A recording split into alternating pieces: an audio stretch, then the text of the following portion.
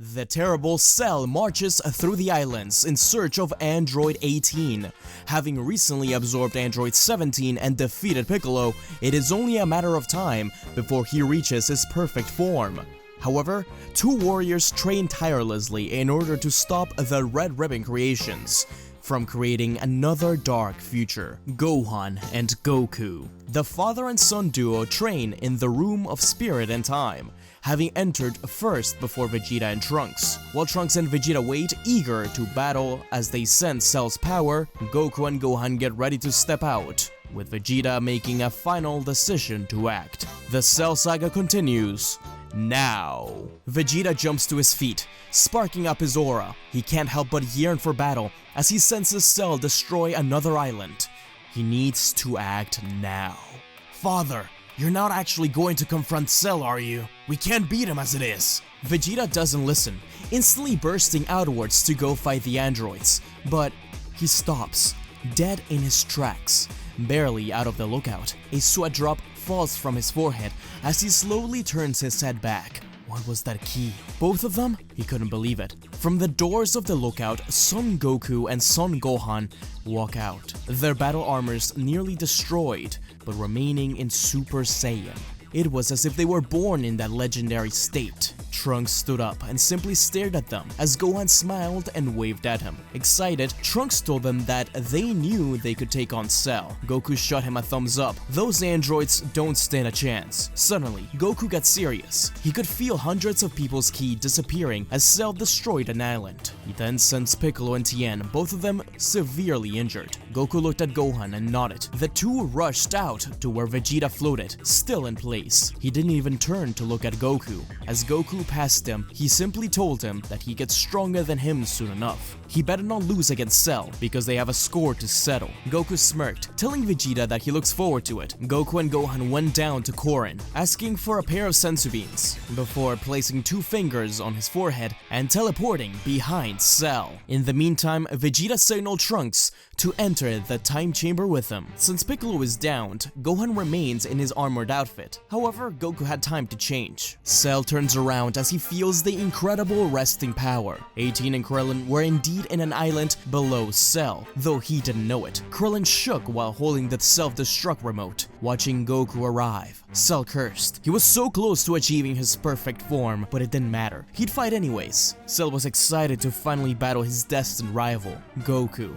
Goku told him to stand down or face the consequences. He then tells Gohan to get Piccolo and Tien to safety. Gohan nodded, rushing out, but Cell burst out to stop Gohan and punt him into the ocean. To his surprise, it wasn't Goku that stopped him, it was Gohan himself who easily spun on his heel and caught the punch, before throwing him backwards. Gohan flew down to get Mr. Piccolo and Tien, giving them a pair of senzu beans. Cell couldn't believe it. That kid should have never been able to take him on. Goku stretched as he told Cell to finally come at him. The bio-android screamed in anger, firing a red blast at Goku. The Saiyan simply slapped it away, then rushed forward and slammed his knee against him. Cell was winded, but took the chance to grab Goku by the arm and swing him away. Goku caught himself mid-air, firing a barrage of ki blast, which Cell couldn't avoid. It was obvious that the android was heavily outclassed. As the fight continued, Cell got fed up and finally told Goku, "If only you were perfect,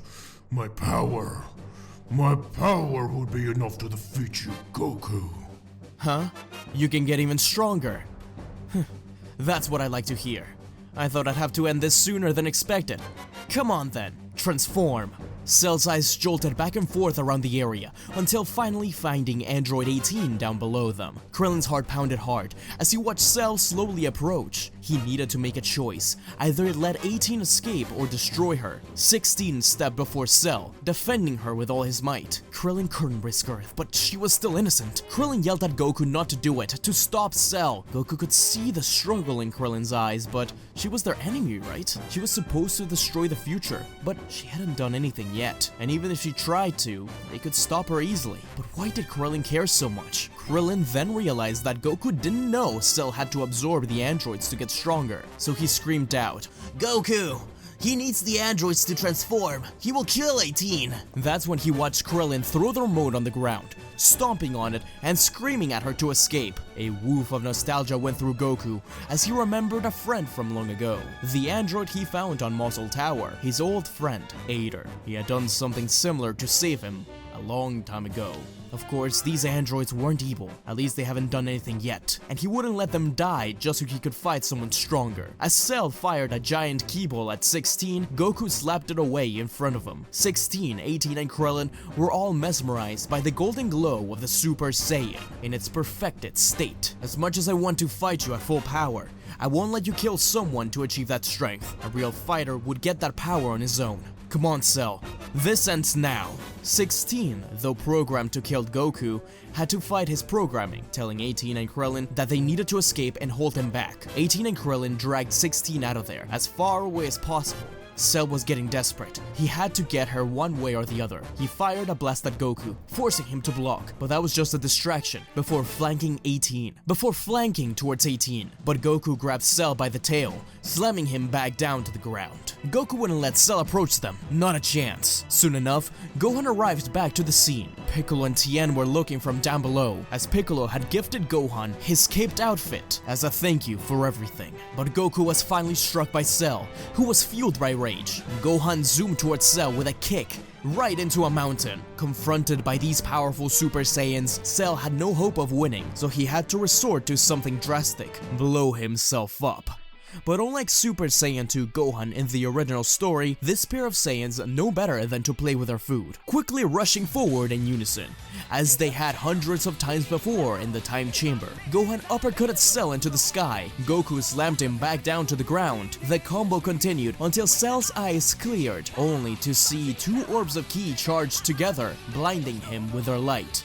The father-son Kamehameha was launched towards Cell, decimating the island around as Cell was pulverized once and for all. Gohan's cape flapping in the wind as Goku told Gohan to let it all out. This was their victory.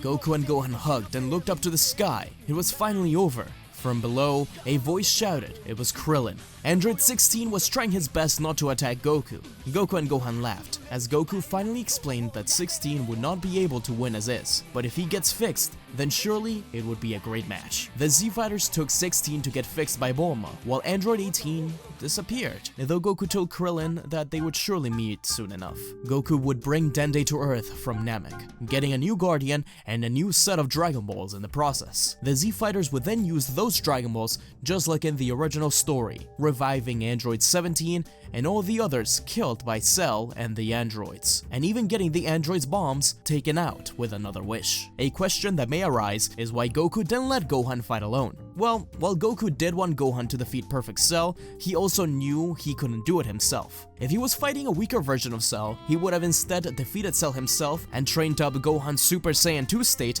to fight against and train. I also thought of having Cell go through with blowing himself up, but this Goku is in a much different position than the one in the original. The Goku that sacrificed himself had no unattended business. He had Gohan as a new protector and was happy with staying dead, but only because he managed to get Gohan to unleash his true power in the form of Super Saiyan 2. This Goku, while still seeing Gohan's power in the time chamber, did not have a way nor the time to draw out Super Saiyan 2 properly like during the Cell games. Either way, I believe Goku would have chosen to stay alive, and there was no better way to do it than having him stop Cell before he could blow himself up. Following the altercations against Cell and the revival of all the fighters and disposal of the android bombs, Goku and Gohan would say goodbye to everyone. But before leaving for home, Trunks and Vegeta finally step out of the time chamber. Having seen the amazing power Goku and Gohan showed, they know better than just to mess around with the other greats. They may not be quite there perfecting Super Saiyan just yet, but they are certainly close. Goku and Vegeta lock eyes. They know what they must do. Goku tells Gohan to go to Chi-Chi, but Gohan and Trunks insist on being witness to this ultimate showdown.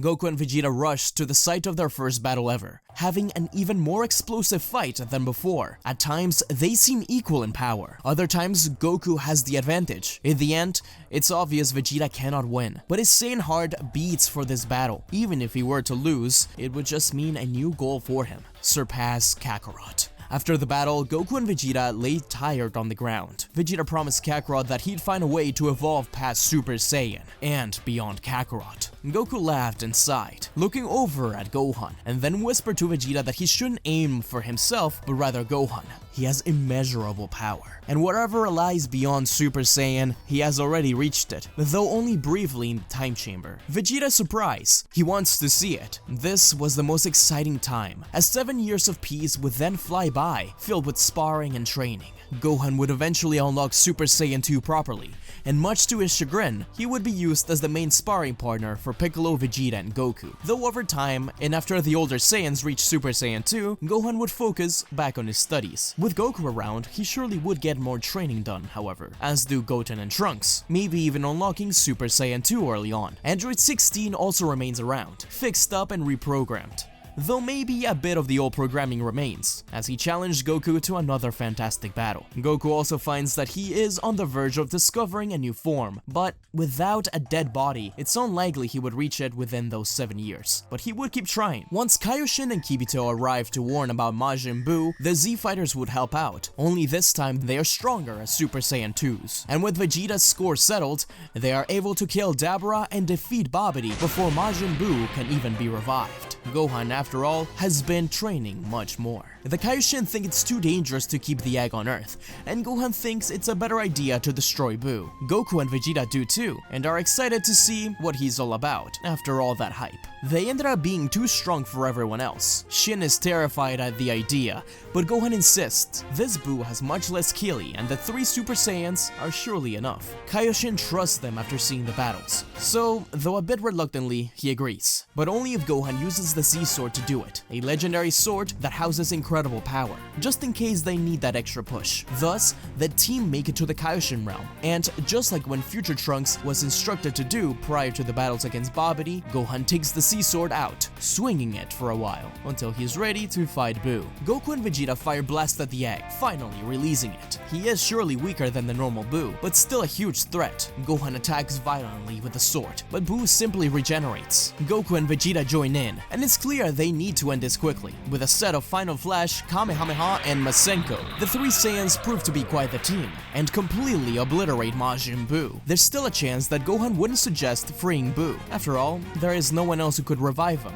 and the future timeline showed us that he wasn't freed after Babidi and Dabura were killed. But I think that it is in character for both Goku and Vegeta to want to see that power, and for Gohan to want to stop anyone else from freeing Buu. This weaker version of Majin Buu would easily be disposed by the 3 Super Saiyan 2s after all. Over the next few years, as Goku trains at King Kai's more often, perhaps he tries to tap into Super Saiyan 3. He would discover it, but it would be difficult to keep up. Without Majin Buu, Beerus doesn't lose control as easily, but Goku would still show up and ask the dragon how to achieve that Super Saiyan God. From here on, most things remain the same. Android 17 would be more involved with everyone thanks to 16 being around, eventually having 17 join the Universe 6 tournament instead of Buu, and 16 in the Tournament of Power. I think Android 16 would probably live with Android 17, but him and Goku would have a really nice rivalry going on. I still think Goku would find a way to involve Frieza, as he knows how strong he is, and he wanted to see him again anyways. 16, of course, would likely get stronger too over the years, perhaps matching or even surpassing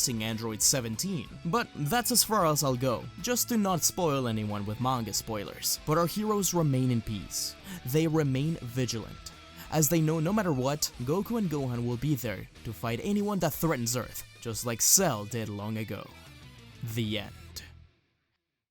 But that's everything for today. Thank you so much for watching this brand new Dragon Ball What If story. It was a little different from what I usually do, but I really want to do a few more of these one-shots. I think they're a lot of fun to do, and I like wrapping some of these stories nice in a little bow. Let me know what you thought in the comments down below, and if you want to see my pretty face in a new video, be sure to check out my previous one, which was Why Didn't Future Goku Help Gohan and Trunks? My newest Dragon Ball Explained video, and I'll be making a lot more of those too. And as always, a huge thank you to the patrons of the channel: Faisal, Al Sharif, Shaki Rush, Ako, Grim Shadow, Chris Banks, Giovanni Jimenez, Zanos, D-Man for Life, Marlon Gonzalez, KV, Hurt Fanfiction, Blaze9526, Crazed PlayStation CK, Free Flow Highway, Jackie Effing Chan, Ethan Fraze, Mystic Angel, Shane K, Angel MR, True Lightning Striker, Squad 100, Ghost 1571, Kaiser Jirachi, Jonas Paulus, Trent Rules, D-Man Plays 22,